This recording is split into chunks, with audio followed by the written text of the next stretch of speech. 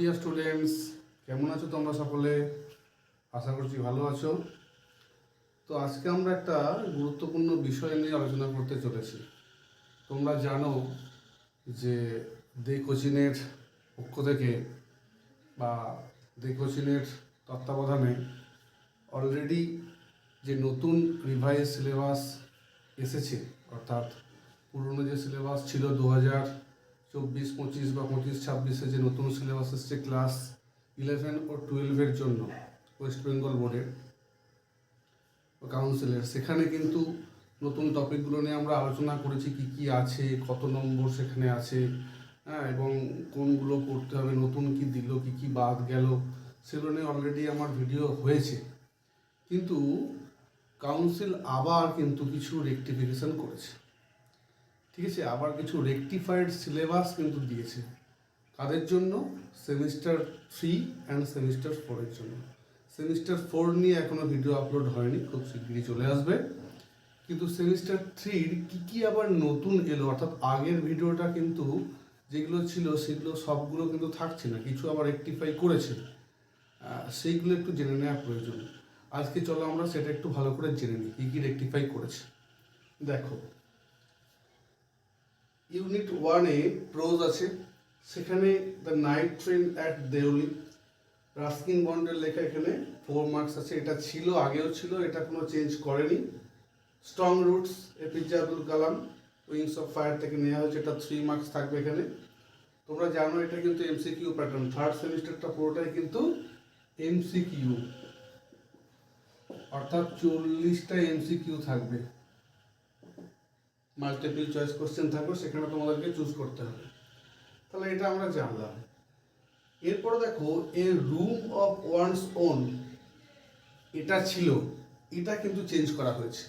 এটা চেঞ্জ করে the bed করা হয়েছে।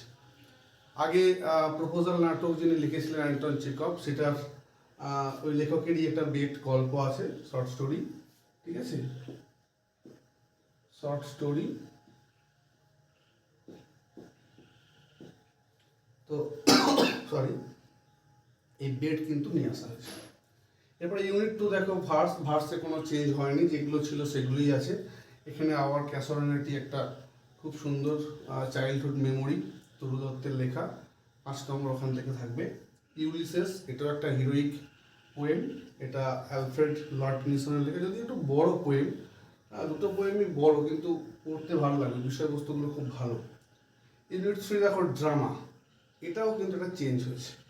তখন আমি রেড ইঙ্ক দিয়ে দেখিয়ে দিয়েছি চেঞ্জগুলো কীভাবে হয়েছে। এখানে আগে ছিল তারা দিয়েছিল, বাই মহেশ তাতানি, অ্যাক্ট 1, 5 নম্বর ওখান থেকে 5টা এমসিকিউ থাকার কথা ছিল, কিন্তু এটা চেঞ্জ করে দিচ্ছে।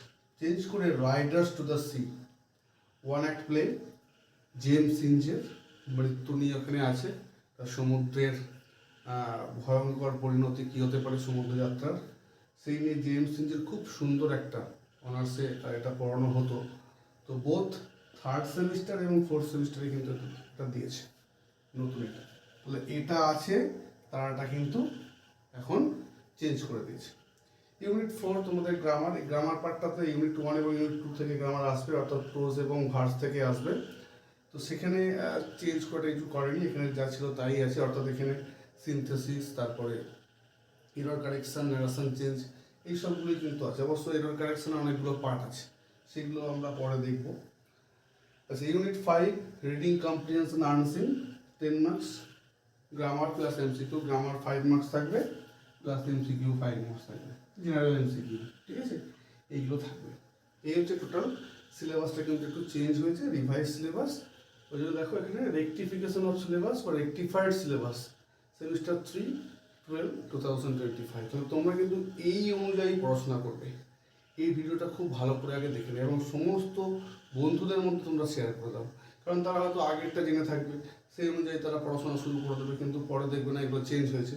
টাইম কিন্তু তোমাদের হাতে নেই, খুব কম সময়, মাত্র 5 মাসের মতো সময়, 5-6 মাসের মতো সময়। সুতরাং এইগুলো তোমাদেরকে পড়াশোনা করতে হবে, সিলেবাসটা দেখে ভালো করে বুঝে নাও, দরকার হলে ভিডিওটা আবার প্রথম থেকে দেখে নাও, তাহলে কিন্তু তোমরা সিলেবাসটা বুঝে যাবে, ঠিক আছে?